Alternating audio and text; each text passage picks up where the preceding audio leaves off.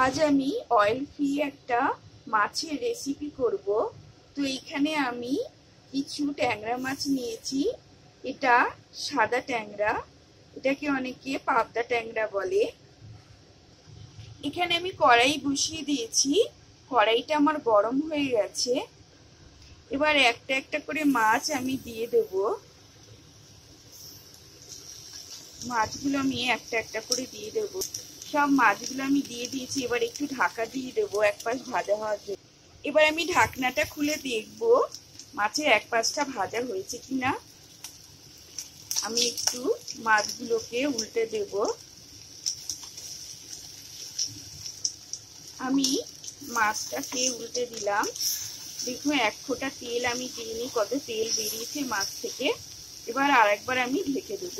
আমি একটু ঢেকে দিলাম এটা ভাজা হওয়ার জন্য। এবার আমি ঢাকনাটা খুলে দেখবো মাছগুলো ভাজা হয়েছে কিনা। আমি একটু উল্টে দিলাম মাছগুলোকে। বিনা তেলে কি সুন্দর মাছগুলো ভাজা হয়ে গেছে, মাছ থেকে অনেক তেল বেরিয়েছে। এবার আমি এগুলোকে একটু নামিয়ে নেব। এই মাছটা একটু সফট হয় বলে একটু ভেঙে যাওয়ার ব্যাপার থাকে। তো এবার মাছগুলো আমি নামিয়ে নিয়ে দেখাচ্ছি তোমাদের। এই দেখো মাছগুলো আমার ভাজা হয়ে গেছে, বিনা তেলে কি সুন্দর মাছটা ভাজা হয়েছে। এবার আমি মূল রান্নাটা করব। এবার এই মাছ ভাজার কড়াইতেই আমি গোটা মশলাগুলো দিয়ে দেব। এর মধ্যে জিরে, তেজপাতা আর গোটা এলাচ আছে, তো আমি এর মধ্যে দিয়ে দেবো এগুলো। এবার একটু হালকা করে রোস্ট করে নেব গোটা মশলাগুলোকে। আমার এইগুলো রোস্ট হয়ে গেছে, সুন্দর একটা স্মেলও বেরিয়েছে। এবার আমি পেঁয়াজ দিয়ে দেবো এর মধ্যে। আমি একটা বড় পেঁয়াজ আমি নিয়েছিলাম কাটা। তো এবার আমি এটাকে একটু হালকা করে ভেজে নেব। এবার আমি একটু সল্ট দিয়ে দেব। 1 টেবিল স্পুন আমি এখানে জল দিয়ে দিলাম, এটা একটুখানি হালকা গরম জল। এবার একটু সব নেড়ে নেব। এটা তেল নেই বলে লো ফ্লেমে এটা করতে হবে রান্নাটা। তো একটু হালকা ভেজে নেব আমি পেঁয়াজটাকে। আমি আরেকবার একটু জল দিয়ে দেব 1 টেবিল স্পুন। আমি 2 টেবিল স্পুন এখানে জল দিলাম। এবার একটু হালকা করে নাড়িয়ে নেব। এবার এটা ঢাকা দিয়ে দেব পেঁয়াজটা সেদ্ধ হওয়ার জন্য। এবার আমি ঢাকনাটা খুলে দেখব পেঁয়াজটা ভাজা হয়েছে কিনা। পেঁয়াজটা আমার ভাজা হয়ে গেছে। এবার আমি মশলা গুলে রেখেছিলাম জলের মধ্যে, এটা এবার দিয়ে দেব। এর মধ্যে আদা, জিরে, ধনে পাউডার আছে, কাশ্মীরি মির্চ আছে আর হলুদ আছে। তো এর মধ্যে আমি এটা দিয়ে দেব, মশলা বেশি লাগে না। এর মধ্যে আমি মশলা ধোয়া জলটা একটু দিয়ে দেব। এবার বেশ কিছুক্ষণ ধরে নাড়াতে থাকবো। গ্যাসের ফ্লেম আমরা সিম করে দিয়ে দেব। তো গ্যাসের ফ্লেম সিম করে দিয়ে কিছুক্ষণ এইভাবে নাড়তে হবে, কালারটা চেঞ্জ হওয়া পর্যন্ত। মশলার কালারটা চেঞ্জ হওয়া পর্যন্ত আমাদের এইভাবে একটু নেড়ে যেতে হবে। এবার আমি একটু সুগার ফ্রি পাউডার দিয়ে দেব। তোমরা যদি মিষ্টি না খাও না দিলেও হবে। মিষ্টি দিলে একটু ব্যালেন্সটা ভালো হয়, টেস্টটা ভালো আসে।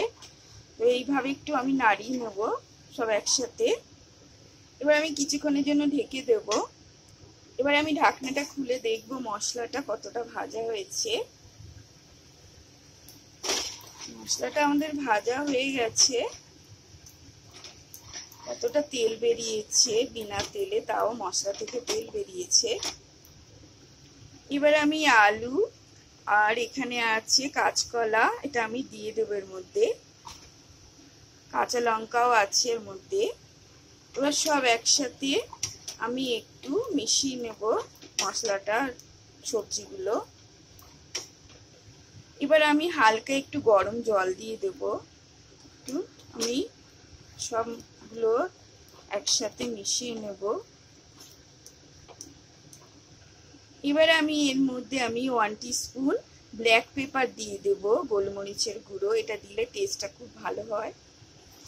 যেহেতু বিনা অয়েলে রান্নাটা হচ্ছে সেই জন্য আমি চিলি পেস্টটা দিলাম না, একটু হেলদিভাবে করার জন্য আমি ব্ল্যাক পেপারটা দিলাম।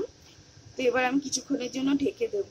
এবার আমি একটু ঢেকে দেব মশলাটা সেদ্ধ হওয়ার জন্য। এবার আমি ঢাকনাটা খুলে দেখব কষে গেছে কিনা মশলার সাথে সবজিগুলো। একটু আমি নেড়ে নেব হালকা করে। এবার আমি জল দিয়ে দেব এর মধ্যে। আমি হালকা গরম জল এর মধ্যে দিয়ে দেব। জলটা দিয়ে দিলাম বড় বাটির 1 বাটির মতো। এবার এটাকে ফোটার জন্য, সমস্ত সবজি সেদ্ধ হওয়ার জন্য আমি ঢেকে দেব। তার আগে আমি আর একটু হাফ টিস্পুন সল্ট দিয়ে দেবো। তোমরা যেরকম নুন খাও সেরকম তোমরা দিয়ে নেবে। তো এবার একটু হালকা করে নাড়িয়ে নিলাম। এবার আমি ঢেকে দেব এটা ফোটার জন্য, ঝোলটা সমস্ত সবজি সেদ্ধ হওয়ার জন্য ঢেকে দিলাম। এবার আমি ঢাকনাটা খুলে দেখবো ঝোলটা ফুটেছে কিনা। ঝোলটা আমার ফুটে গেছে। এবার আমি বিনা অয়েলে ভেজে রাখা এই মাছগুলো আমি দিয়ে দেবো এর মধ্যে। এবার একটু হালকা করে এর মধ্যে ঝোলের মধ্যে আমি মিশিয়ে নেব মাছগুলো। আবার আরেকবার আমি ঢেকে দেব সব সবজিগুলো সেদ্ধ হওয়ার জন্য। আমি ঢেকে দিলাম।